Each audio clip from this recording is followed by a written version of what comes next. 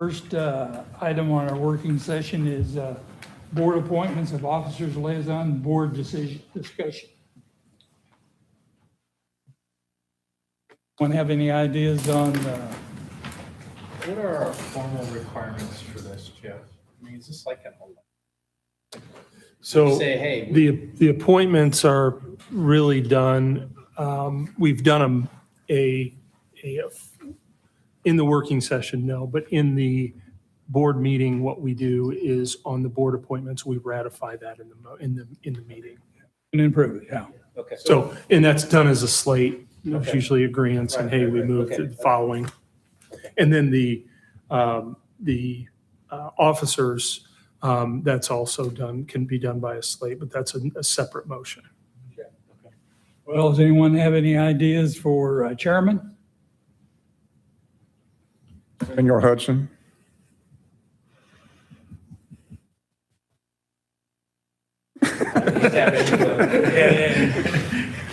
Well, I'll say that I don't have an interest in being the chairman, but I will stay on as a secretary and also for electric utility and the personnel committee.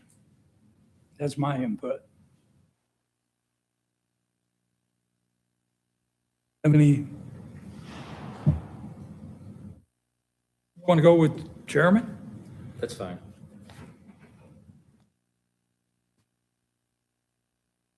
How about, I could, but you've been nominated. nothing? Okay. How about vice chairman? I would like to see Ann step up to do that. Ann gets to speak, okay. Okay, in the departments, we still have, I'll stay on it, I'll be as the electric utility, so we have wastewater, water, eye lines, and administration. Any thoughts on those? I wish to stay wastewater. Wastewater's area. I would do water, yes. And what's what? Water. Water? Okay.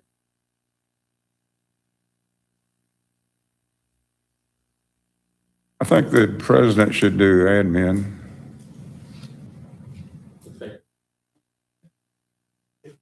Tim, can you make sure you lean forward? Sorry.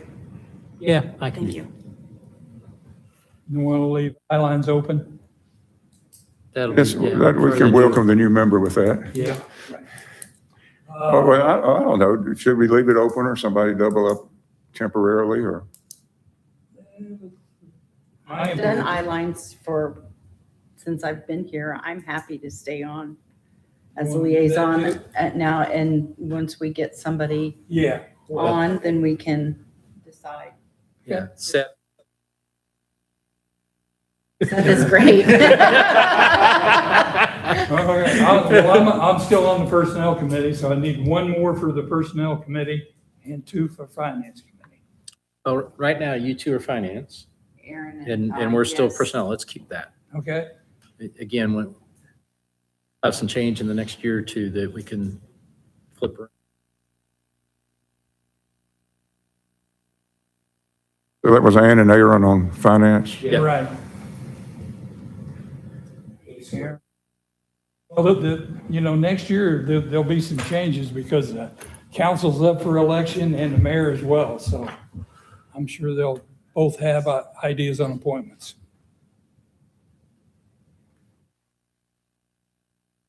The personnel committee opening, No, it's still us. It's Okay, still- It's still, okay, it's still okay. me and Tim. okay. Does everybody agree on that? Sure. Okay. Who reads this up in a motion? I'll do it since I don't have, I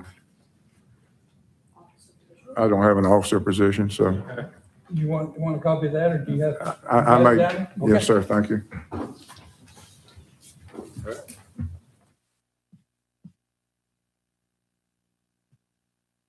The next item is the Resolution 2026-05 for telecom services. All right, so this year, we were tasked with going in and capturing some regulatory changes as well as some operational changes in for I-lines. And specifically, we've sat down with Seth and gone through some of the regulatory issues that he's picked up on that need to be modified, but really what he's compiled over the last few years is some operational issues that will make I-lines be a little more efficient and his life a little easier through some changes to the operational documents for I-lines.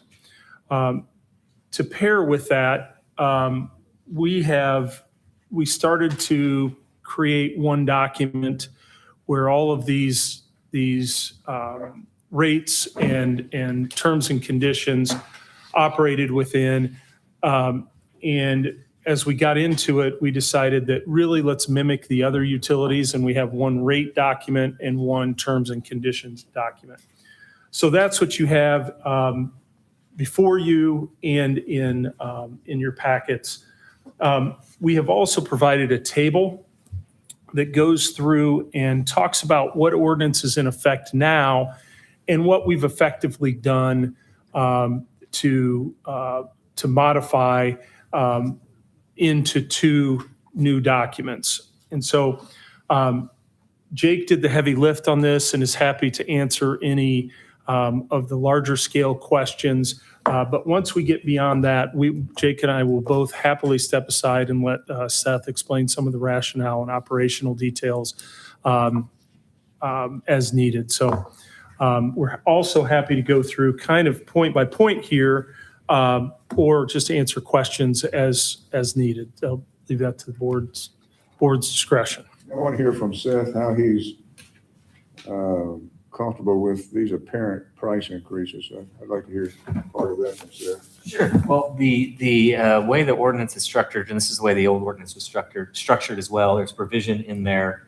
and I don't remember which one it's in at the tail end, that says these are set as maximum rates and charges, meaning that they're do not exceed, but that gives us the flexibility to charge anywhere below that maximum. Because being governed by an ordinance and we're in a competitive market, going each time and setting our rates anytime we want to offer, say, a lower plan price or offer a higher plan price was kind of counter, it affected efficiency because we'd have to go to the utility board and then the city council anytime we wanted to modify, say, a new monthly price that we wanted to offer in the county to, say, compete against some other ISP. And so the structure here is we try to pick maximum charges that are reasonable, but again, they're maximums, meaning that we would charge below. And with the current ordinance, we already did that. I think like $89.95 or was like the monthly charge for fixed wireless internet we could charge, but we have plans that range from 40, 50, 70, 80. That just caps us that we cannot charge a customer more than that.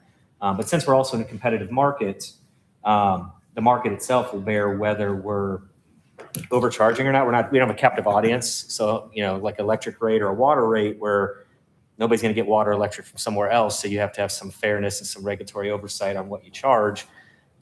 We do have that cap, but below that, if I charge too much, I'm not going to get anybody to get service with us and I'll have to adapt on there. So was in the previous ordinance. I think it's the previous ordinance, and it's continued in this ordinance, but we have maybe raised some of those maximums to give us that flexibility. Does that answer the question? Thank you. Okay. So, Jake, I'm assuming legally then this is fairly common then that you set max price. One of the main themes in these revisions is to give more flexibility to I-lines in the utility.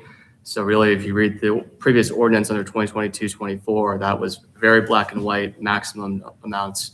However, like Seth was explaining, it doesn't really factor in the present day conditions in providing telecommunications service whether or not a consumer or a customer has different needs depending on what their building type is or what their broadband usage is. So all of those kinds of factors were factored into determining these prices. That's correct, yes. Yeah, Seth, I think you said this, but depending on where the address is, you have 4 or 5 other people who could provide it. Yeah, potentially. I mean, we're not, for our advertised internet service, it's not like we're setting a price per person's home or per, how we feel how much money they have or whatever. We're setting these rates. They are published on our website. They are in our system, but it gives us that flexibility to set static rates up to that maximum.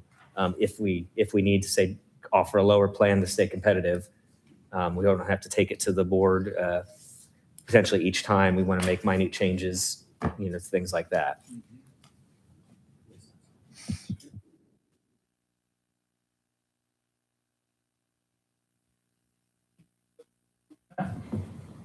One revision in Resolution 06 that we've done, and just as we've gotten in and looked at it, one of the practices that has happened over a number of years is simply amending the previous ordinance and adding to and on top of it. One of the things, so what we have tried to do is stop that practice whenever feasible. And so what our recommendation here is to the city council is to repeal all previous ordinances. And so I do have an amendment to those paragraphs in 06 where we're adding the last ordinance, the 2022-24, which is referenced in your table. So as I read that ordinance, I would amend it and add a reference So to, what page are you on? That's it, the first page. First page. Okay. yeah, it's on the recitals in section 1. Third and fourth. It's also recommending the repeal of the last ordinance, which encapsulates 0507, 0711, 0809, and the amendment would be 2022-24. And that's in 4 sections on the first page. One of the other things that these, really what was the impetus behind these changes was there was a number of sections where we have service that is outdated and no longer offered. And periodically Seth was having to explain, well, I know it says that, but we don't offer that any longer. And so this goes in and cleans up and brings us into current. So any other questions? So this would, based upon your recommendation of 05 and 06, would be a recommendation for approval of companion ordinances going to the city council.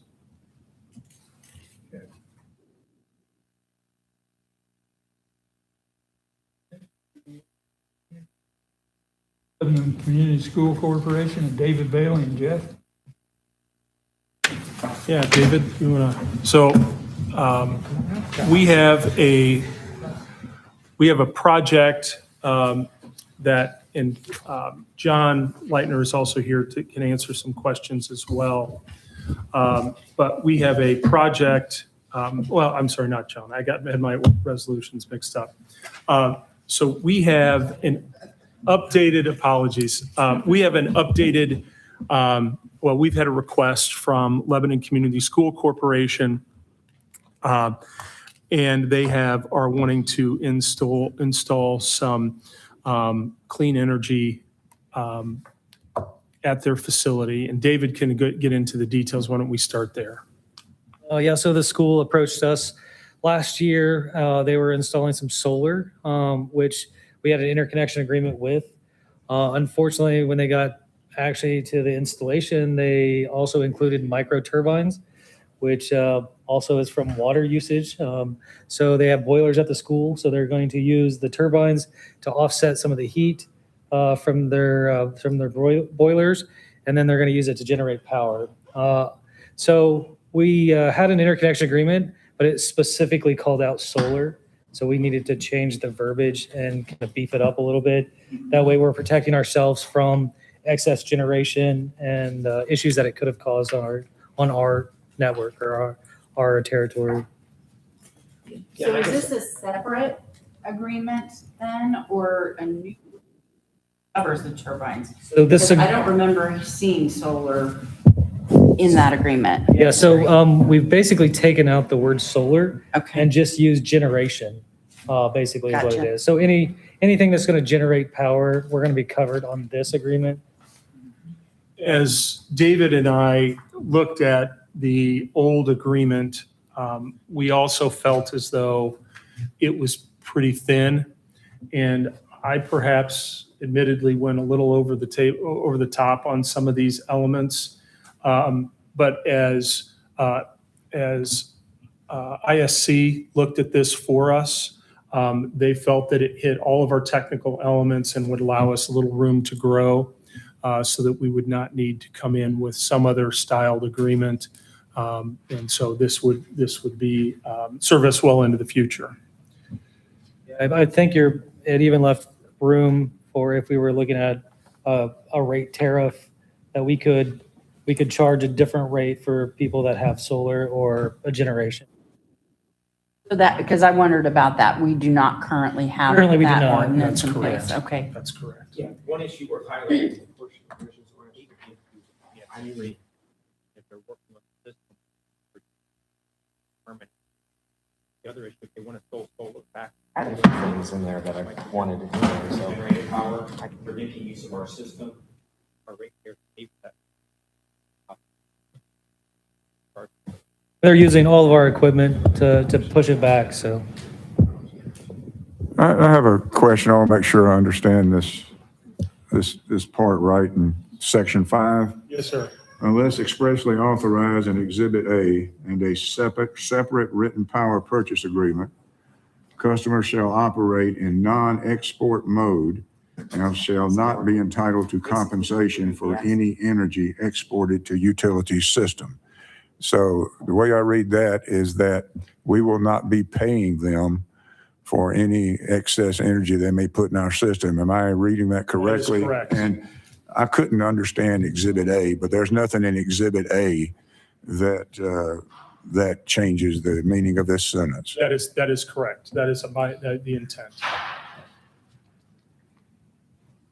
We haven't purchased power. We haven't allowed anyone to do net metering is what we refer to it as. And about 5 or 6 years, EMPA put a cap on 1% of our total average, I guess, of demand. And so we've already had that allocated for the 10 customers on it.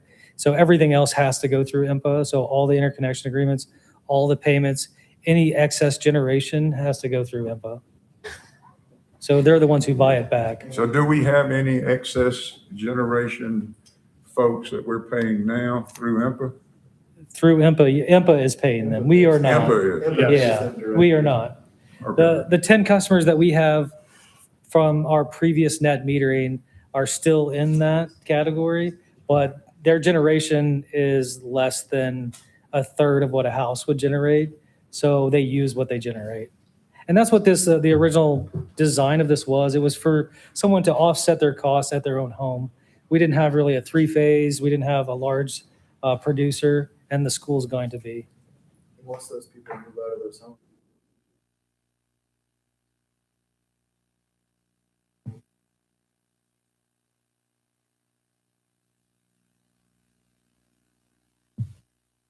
So those are residential, They the are. net metering folks? Yes. Correct. Just residential solar panels, right? Yep. Yeah, so a simpler way to say it would be that if the city has, if the school has excess generation, INFA would pay them, but we wouldn't.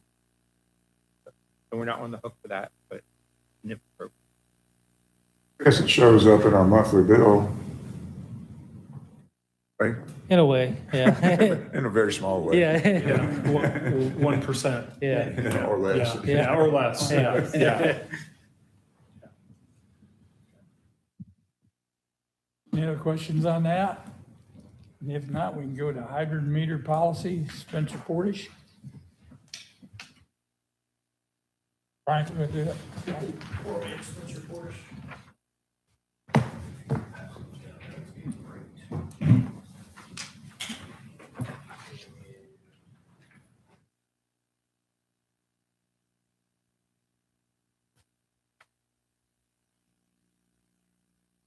should be.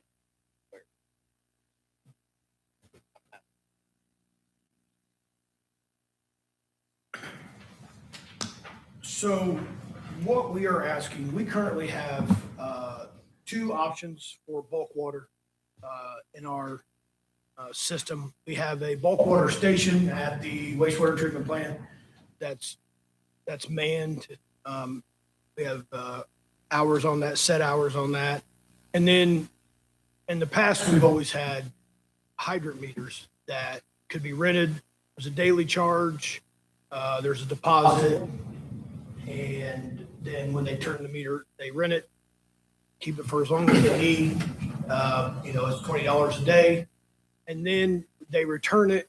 We calculate at that time what that water. So what we have found, and the picture that I sent around is one example of customers not using hydrant meter. That is a major issue with public health and safety. They're bypassing it. They're not, yes, they're just looking straight to the system. I didn't know if this was hot or not. Well, so our meters have a check valve or a backflow device to where it's a one way. No matter what's going on in the system, that water can only go into whatever they're putting it into. If they drape their hose into a tank that is not, has bacteria in or anything like that, with the setup that you see in the picture, and we have a main break or a pressure loss in a different area that reverses that water flow, whatever's in that tank comes into the system. Right. And now you're in a boil order situation with potentially harmful bacteria or whatever with chemicals, anything that could have been in that tank. So it's a major public safety. What we've also found, and we have one customer that we found that was stealing the water, and their estimate was 65,000 gallons of water. That is their estimate. We have no way to verify that because there was no meter hooked up. So what we're asking is to temporarily suspend the hydrant meter rental, not bulk water. Bulk water, they can still come to our plant and get the water. We record that, and that we can read that daily. But the issue is also obviously the theft, and our water loss audit, that's 65,000 gallons that we treated but never went through a meter, never got a bill for. So that's part of our water loss audit.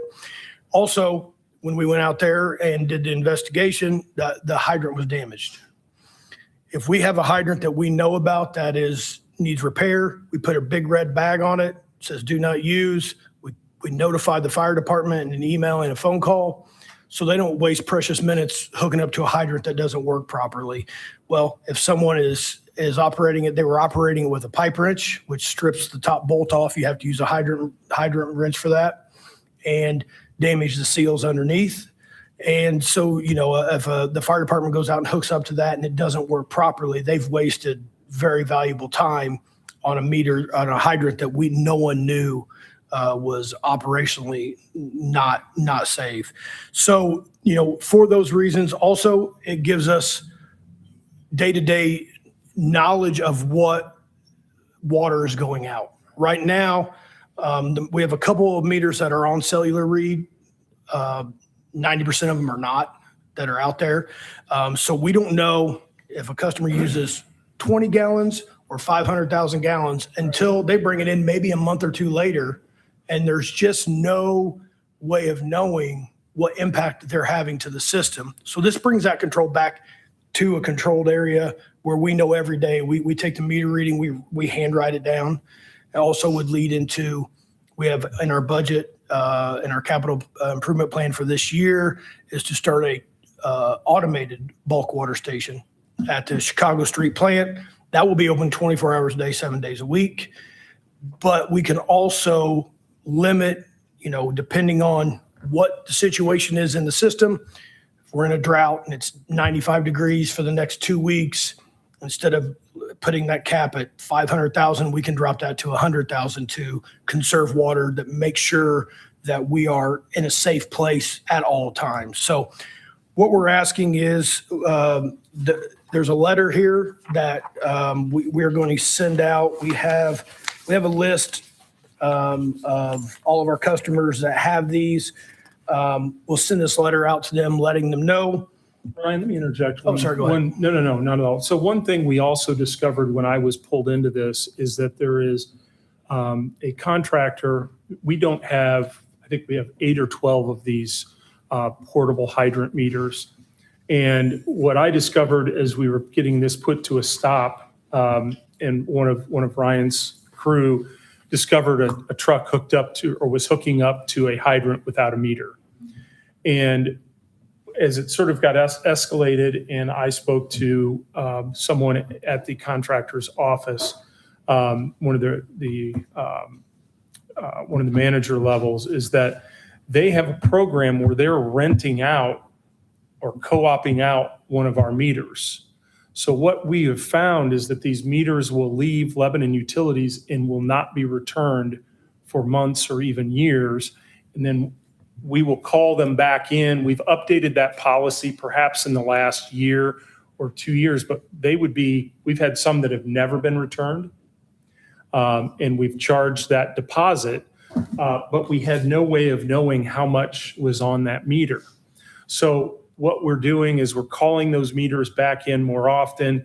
But what was happening is a one user was co-oping it, sharing it with others. So if somebody, there was 100 gallons on that meter and that person used 173 gallons, they would pay for those 173 gallons to that intermediate user or renter of the meter, demonstrating to us that there's a lot of demand out there to use the meters. When I indicated that we viewed this as a tampering with our system and theft of the water, there was a reaction from this contractor saying, gosh, if you change that, that's going to put a damper in our operations. Good. This is no contractor that we have hired, but a third-party contractor doing development work out on the system. And so there will be a reaction from the development community and contractors that have active contracts that are needing to pull water out of the system. That's why we're recommending a rough draft of that letter. As we've sat here and we've made a few edits to it. But what we are asking is that we'd like to send that letter out soon, advising that the policy, or that the program's being suspended, ask for return of those meters, and then it forces all pulls from the system mobily to the water wastewater department. We're also going to notify the sheriff and Lebanon Police Department that we view anyone hooking up to our system in light of this policy as theft, and they can do what they want with that information. Yeah, I'd like to interject. I also discussed this with the mayor. We also had coordination meetings with the city, and they're aware we're going this direction. You're also aware I've had experience other larger water systems and smaller water systems. When Ryan first brought this problem forward, we don't really need temporary hydrant meters. They're going to complain about it because they're used to having it. But if we were a city the size of Indianapolis, we might need them. But really, the plant is not very far away from any construction site going on, regardless of what the developers might say. They can just go to the plant. And that's a good point. So let's use, all the construction on State Road 32 right now. There's no active water lines near those construction sites. We're putting those water lines in. So no matter what, they have to have a tanker truck driver. They have to have all of that to go to the business park currently to get water. So we're simply asking them they may have to change their hours or schedule for that, but just to drive to the wastewater treatment plant, a couple miles extra round trip. But if they had, on the site and they were able to use it right there, and they didn't have already budgeted for tanker trucks and everything that goes with that, that would be a little bit more of a legitimate concern. But this is not. They have to have that equipment anyway to get water. tanker now. I mean, we've got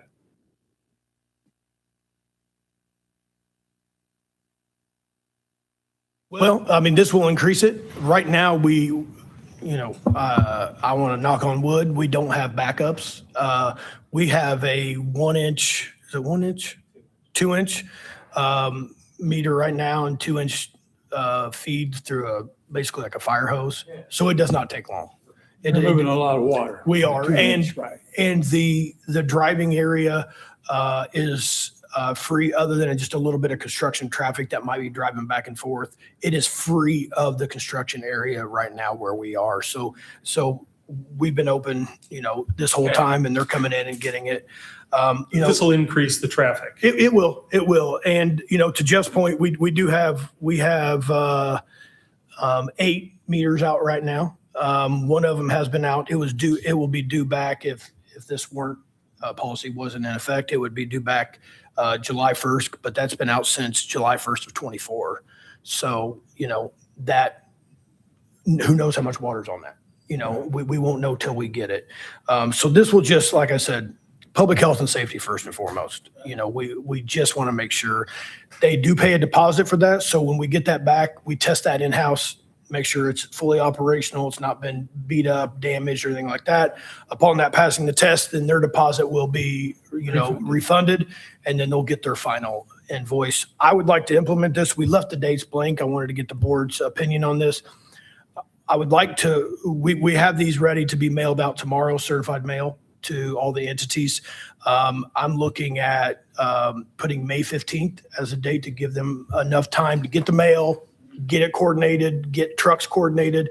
It's not by Friday situation. So they have time to implement that internally and make adjustments if needed.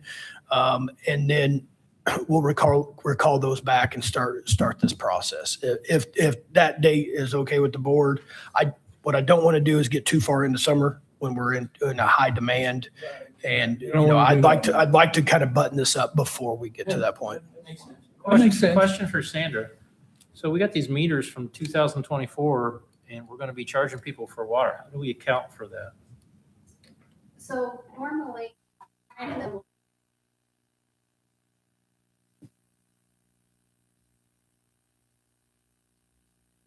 But it's a 26 charge even though they used it in yes. 24. Okay. And there's also a daily charge. There's a daily fee Right. for that. So that will all be in their final invoice. Right.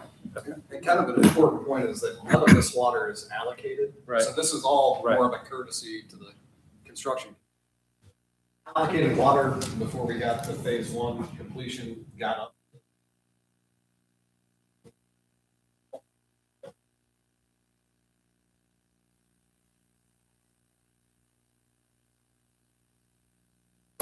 No control. Right. Yeah, they could take 500,000, 1,000,000 gallons a day and Right. we just wouldn't know. Or you even use what we found in the past, we found other utility meters on our system. I've stopped and saw a blue meter and all ours are red. And I stopped to talk to the customer and I said, where'd you get that meter? And they're like, it was on the truck, and it was a Citizens meter.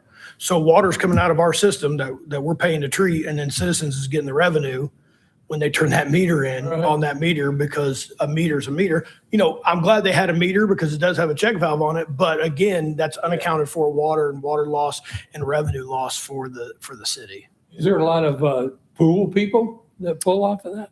Yeah, spring there'll be a pretty big rush on it, Right. but it's very seasonal, and luckily all that usually is done before we get into some real hot weather. Okay. Everybody wants their pool And this stuff. doesn't have any impact on the residential folks who hook up one of the Nope. meters Nope. to their, to fill, if they're This gonna is use their strictly the hose. big, The big they're meter, okay. monster, and they're hooked to hydrants, and it's for construction purposes only. Yes. So no, sprinkler meters are not impacted by this. Irrigation meters, I guess, not impacted by this. Nothing residential. It's strictly those 8, 9 meters that we have out there that will be recalled. We are still offering bulk water, but just at one centralized location. There is nothing in our ordinances that say that you're permitted, that we have to offer this program. We have a rate, and we're still going to offer that service It's just going to be through one location.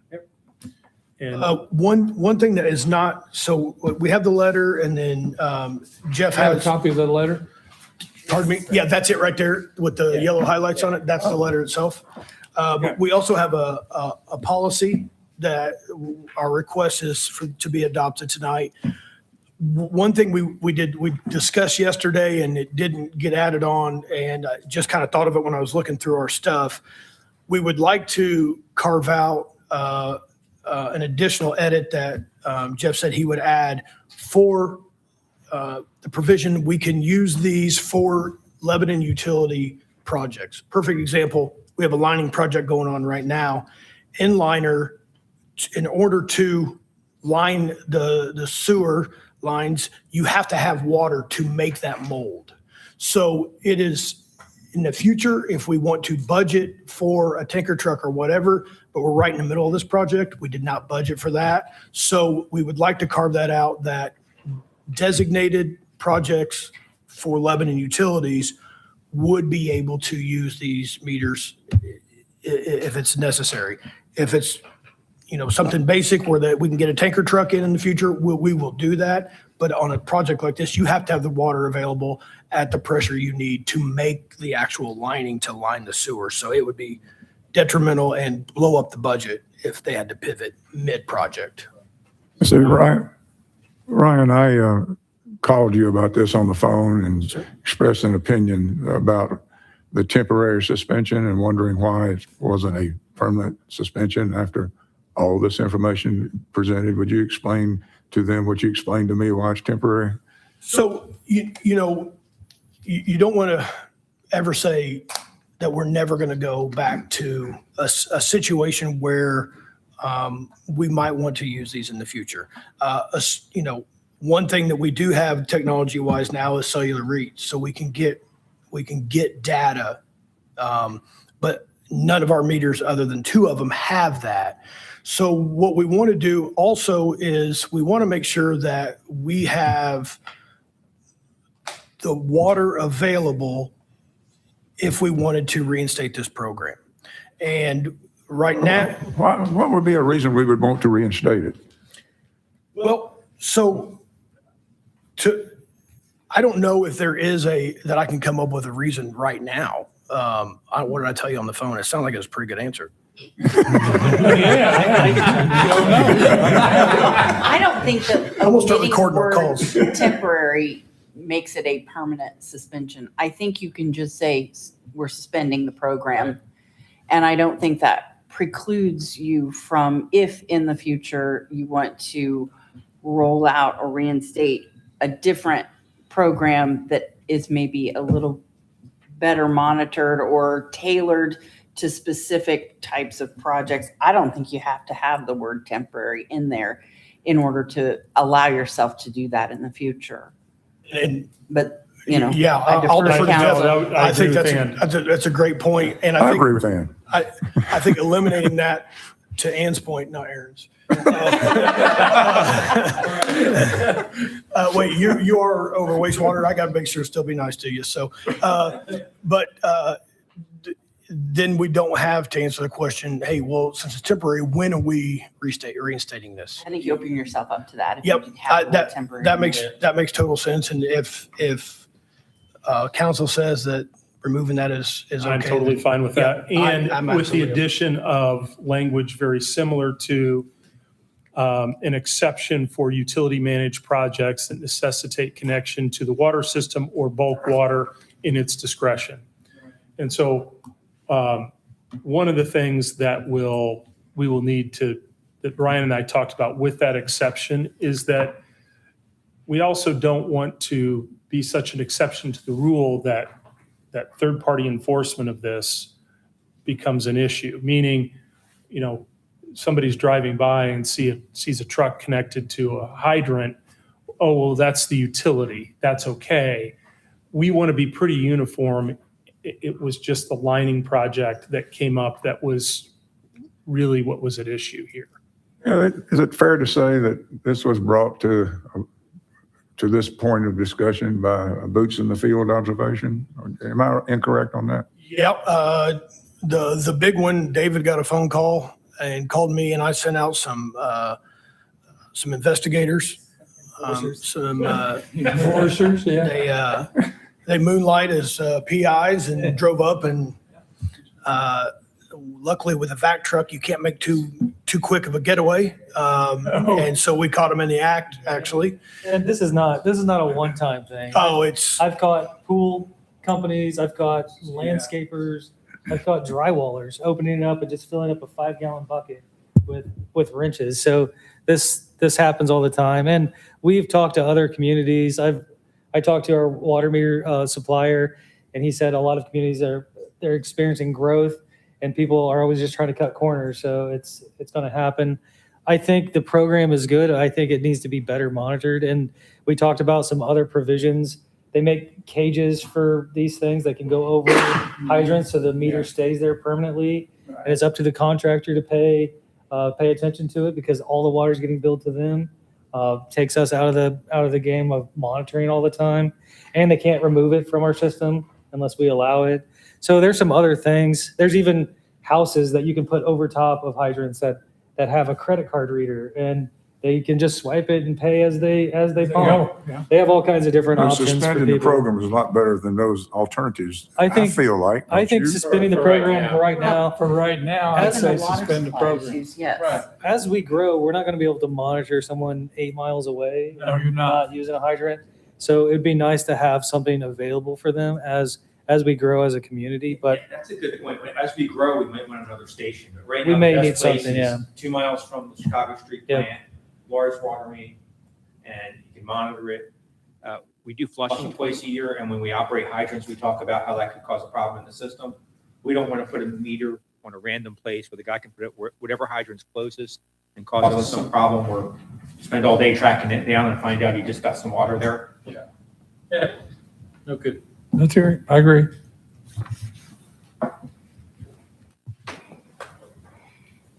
All right. So was everybody good with that? Ryan, before that goes out, we'll have a few edits that we will send you. no problem.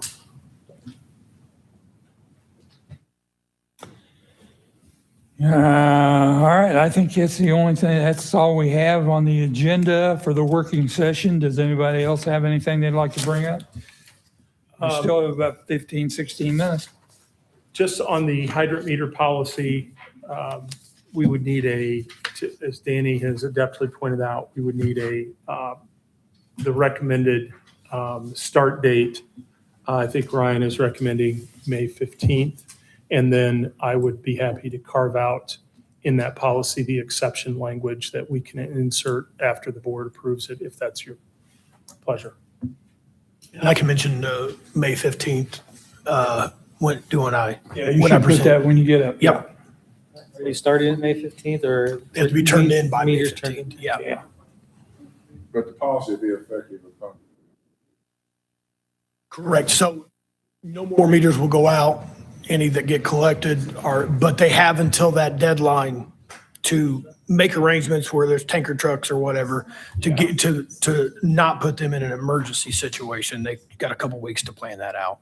And we're doing certified mail. So, some of them may not get it till Friday afternoon.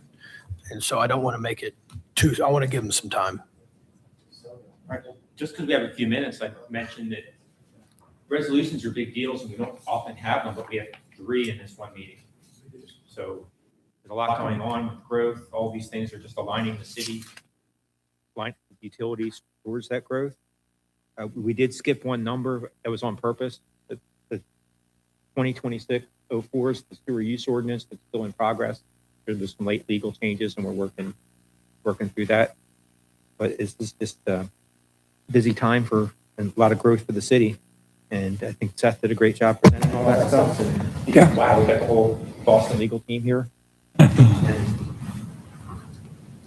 I miss Tony. Tell him I said I'll that. send him shortly. How about that? Yeah, we miss Tony.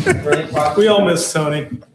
Tony shows up. Tony's out He says he acquiring- misses Jake. So you're Tony's fine. out acquiring property, right? Yeah, that's right. Acquiring property. Any questions on the bridge project? It's two board items. And we'll get John here. Yeah, You know, I read the explanation of the repair, but I couldn't visualize it. Can you help me visualize it? Yeah, so basically, right now on the Park Street Bridge, underneath the Park Street Bridge, there's a water line that's 11 feet from the bridge, that's hanging directly under the bridge. Picture that. Directly through, and basically what's happening right now is the, however they install it, whenever they install it, it's not a new water line. The concrete is eroded from around the pipe, and basically through that hole and causing a sinkhole up at the top. That A caused- sinkhole up at the top. What does that mean? So it's a road above it. The road, it's a sinkhole in the road. It's adjacent to the roadway right now, but it has caused in the past. And basically, this kind of came up, the county approached Ryan and BFS. Something we can do to work together. So you're gonna put a metal piece over the, Yeah, well, around the pipe and. And rebar. Go ahead. And they'll put rebar. So everything that's been done so far is very temporary and very just surface, just so it would not have a hole there. But naturally, that stuff just keeps falling in. So it's the temporary measures just keep failing. This will be, Bowen's going to come in, put in rebar, concrete, pipe sleeve, concrete around that, finish it all at the top. So you have no more degradation. You have no more issues there. And it's a permanent solution, as permanent as a bridge can be. Who knows how long that and it's bridge. current on both ends, so you're kind of getting the same condition on both sides. I think it's a good, what's nice is the county could have just said, hey, this is a water main. But I think everybody working together, and I think we got to a 50-50. And it's also a budgeted amount. It was, I had it in this year's budget because we knew this was upcoming, and it's below the budgeted amount. So, but the county's been great to work with. We sat down and basically said, hey, I think we both have issues. Let's just split it down the middle. And that's kind of how that's worked out. And it's been great. Jeff and John were able to walk them through how that process works and how we get the agreement set up. So, like I said, we did budget for it, and and we are under budget with this. So, Yeah, I've noted that we seem to have a really good working relationship with the county surveyor. So I just want to applaud that and let you know that I appreciate, because it's important. This is just one example. We'll have some other examples coming up equally important. yeah, this is with the county highway department. Oh, is it? Yes. But we have. It's not with the surveyor? No, so the surveyor would handle the creek itself, the county. Boy, the draft I highway did department, the county had it in there. engineer does the bridges. Just says, Really? Yeah, Different departments. They work yeah, together. it's, I mean, it Well- really is bridge Well, 10. okay. Yeah. Yeah. We have I'll tell you, a lot of this, our relationship is facilitated from the benefits of the county doing a lot of work with BFNS. The BFNS has done coordination meetings where we just sit down and talk about, they go through their projects, we go through our projects, see if make sure there's no conflicts. Can we help you? Can you help us?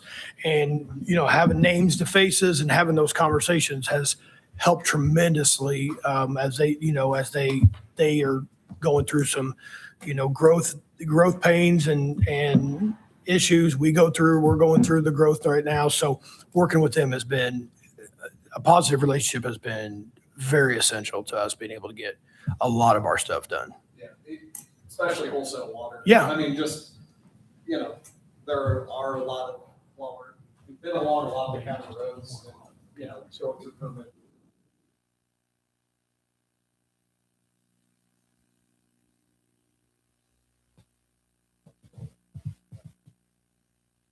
Been really good coordination. I appreciate Ryan. And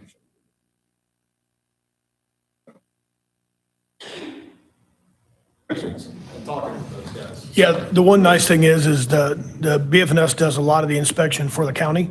So when we have work to do in the county, they've already got it set up like, hey, we need to get this permit, we need to get this detour route.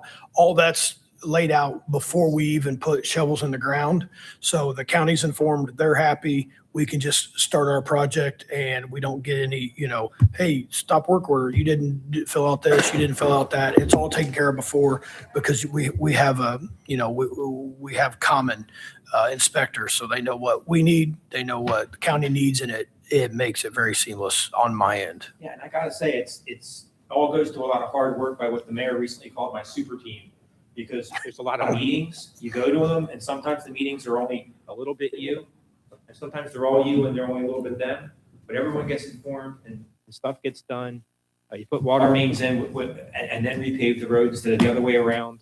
And everything seems to work better. And kudos to my super team. Whoa. You got shirts? We should. Underneath this, Sam, you feeling pressure yet? It's super. we set the bar pretty high, Sam. Yeah. Try to reach your level. Does anybody have anything else? Happy Earth Day. Yeah, motion to close. Second, Second. we are adjourned.